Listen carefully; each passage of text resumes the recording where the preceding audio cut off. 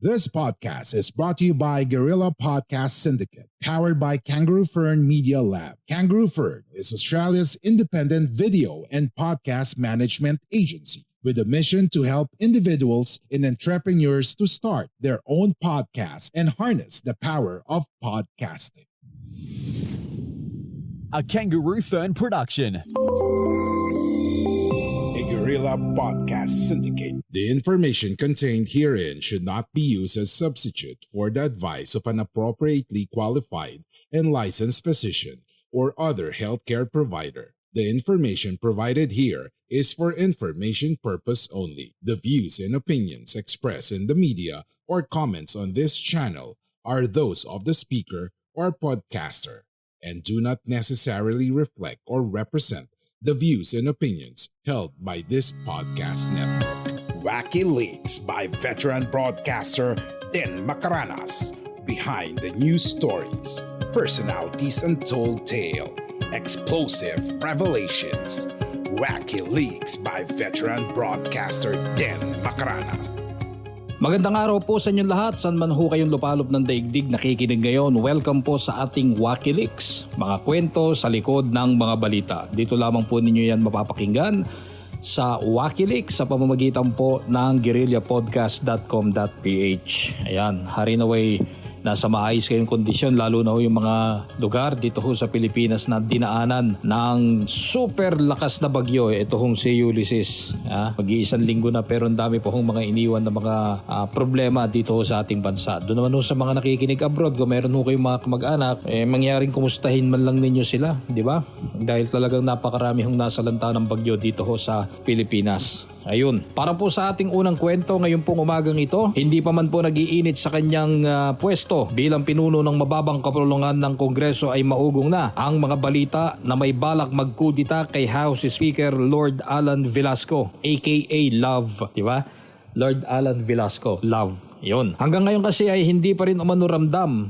Sabi ho ng aking cricket, hindi raw ramdam ng ilang mga kongresista yung leadership style ng kanilang House Speaker. So you want to start a podcast? Or perhaps you've already started one, but you're still unclear on how you can actually make this podcasting work. No worries. That's why we're here for you. We are Guerrilla Podcast Syndicate, powered by Kangaroo Fern Media Lab. Join our network. Contact us at info@kangaroofern.com. Because we're stronger together. Sinabi ng aking cricket dyan po sa batasang pambansa na kabado ang ilan sa mga diputado. When you say diputado, mga mambabatas po yan, ha? Hindi humura yon. Yon. Kabado raw ho ang ilang mga diputado dahil baka nga naman sa kangkungan sila pulutin sa susunod na halalan. Para ho sa kanilang re-election bid, yung kanilang pinaghahandaan na dahil baka hindi rin makapag-deliver ng maayos ang liderato ho ng mababang kapulungan. Ibig sabihin alam niyo na, mga proyekto, kapirahan, yan, lalo na sa mga mambabatas ho natin.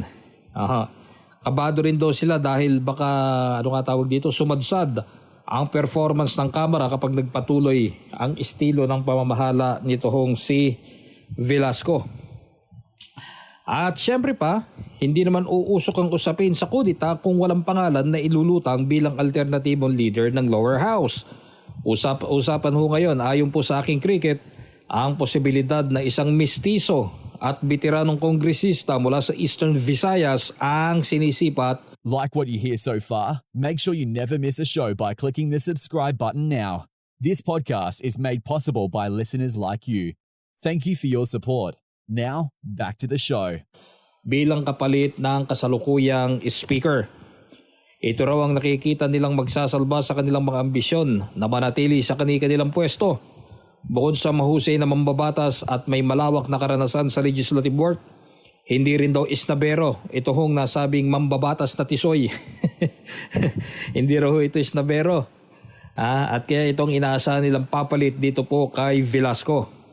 Sinabi naman ng aking cricket na alam na rin daw ho ng House Speaker ang balak ng ilang mga kongresista na mapatalsik siya sa pwesto, kaya naglatag na rin siya ng plano. May plan B. Either ituloy at kung itutuloy niya kung may magkukudita, meron na rin daw hong nailatag na plan B. Ito hong kampo ni Love. Lord Alan Velasco. Katulong umano ni Velasco sa kanyang Plan B, ang ilang mga solid supporters sa Kamara sa paggapang para maagapan ang inilulutang na coup or kudita. Ang balita ko pati yung kanyang tatay na dati hong court administrator na ngayon ho ay gobernador dyan sa Marinduque, si Governor Presbitero Velasco nakialam na rin, di ba? Para mabigyan ng proteksyon itong kanyang anak, di ba? Pag nagkataon, sabi nga nung aking cricket, parang ginamit lang ho itong si Velasco na paraan para mapatalsik si Alan Peter Cayetano at maipwesto ito hong isang bitiranong mambabatas. Kung sa bagay, sabi ko, okay rin naman. Di ba? Dahil mahusay din hong mambabatas yung ipapalit sa kanya. Ang kongresista ho na posibleng ipalit kung sakaling matuloy ang kudita laban ho dito kay Lord Alan Velasco. Your podcast journey starts here. Take the first step on your side. Hustle with us. It starts with a great domain. Get your podcast web host with Beard and Coffee at www.beardandcoffee.com.au or find us at Facebook. Ay si Congressman M. Galing ho ito sa isang prominenteng pamilya sa larangan ng politika. M as in Martilyo. Naku, madaling mahulaan yan. Kung nakikinig ko kayo sa aming programa ni Ira Panganiban sa Good Morning Inquirer, sa Radyo Inquirer, yan ho yung kongresista na kasama dun sa 3 picture bago ho nabuo yung 1521 scheme. Alala niyo yung 1521, yan ho yung hatian ng termino supposedly ni Alan Peter Cayetano at Lord Alan Velasco. Yan po ang ating unang kwento sa ating Wakileaks ngayong araw na ito. Dito na tayo sa ikalawa para makarami tayo.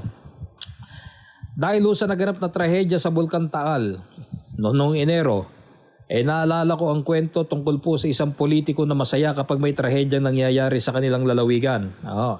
Pero lilinawin ko wala hong kinalaman dito ang mga lider ng mga lalawigang nakapaligid sa Taal dahil ang ating kwento ngayon o yung bida sa ating kwento mula ho sa malayong lalawigan. Hindi ho nakapaligid sa Taal.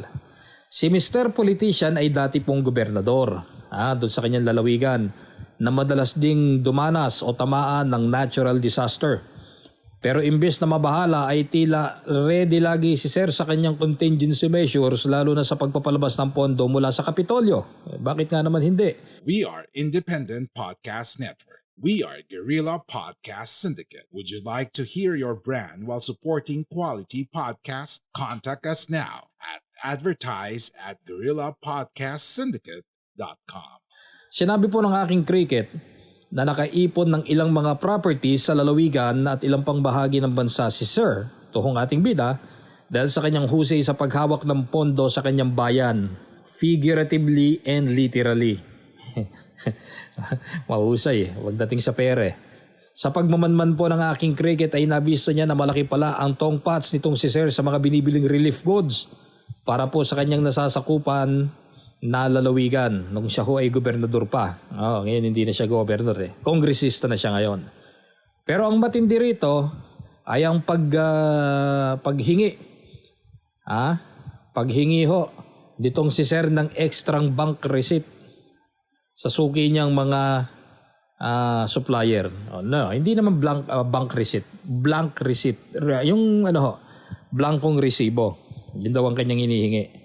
Sa blankong resibo niya isinusulat ang mga dinoktor na halaga ng mga binili niyang gamot at food items para sa mga biktima ng kalamidad. Sus Mario Josep, Mahusay lang magtago ng kalokohan ng ating bida dahil sa marunong ho siyang makihalubilo sa kanyang mga constituents. Walang kalam-alam yung mga constituents niya. Binobola na sila ng gobernador nila dati. Ninanakawan pa. Ang politikong yumaman dahil sa pangungupit sa pondo ho ng bayan tuwing may sakuna. Ay, nako. Mahusay sana to di ba? Lalo na sa issue sa ekonomiya. Kaya lang medyo may pagkatuso raw, sabi ho ng aking cricket. Biro mo, humihingi ng blankong resibo. Fill in the blank. Tapos isusulat niya rin yung amount. Yun ang idideklara niya. Pero sa totoo, hindi pala yun. Tumubo na siya. At meron ho siyang mga kausap na mga supplier. Ayaw ko sabihin yung yung maganda yung rhyme nung aking cricket Magkatunog na matunog sabihin na lang natin, in every disaster, there is a mansion na nabubuo. Maraming bahay ito, pero katas daw ho yun ng trahedya ng kanilang lalawigan. Grabe, no? Di ba? Marami talagang mga kumikita sa gitna ho ng sakuna. Ito ho ay si Mr. J, as in, Jokla. Nako, makagalit yung mga yung LGBT community. Kabaro yata nila to. Anyway, yun ho, ang ating Wakilinks. Ngayon pong umagang ito. Muli, maraming salamat po sa inyong pagtutok dito ho sa guerrillapodcast.com.ph. Magandang araw po sa ating lahat. Ako po si Den Macaranas. Thank you for listening. Make sure to visit our website at www.guerrillapodcastsyndicate.com, where you can subscribe to the show in Apple Podcasts, Google Podcasts, Spotify, Stitcher, or via RSS, so you'll never miss a show. While you're at it, if you found value in this show, rate and review this podcast and share it with your friends. You can also join the conversation with Guerrillas RV on Facebook, Twitter, and Instagram. Please consider on making a donation to help us keep making the podcast you love. If you have any questions, feel free to reach out to us. A Guerrilla Podcast Syndicate production.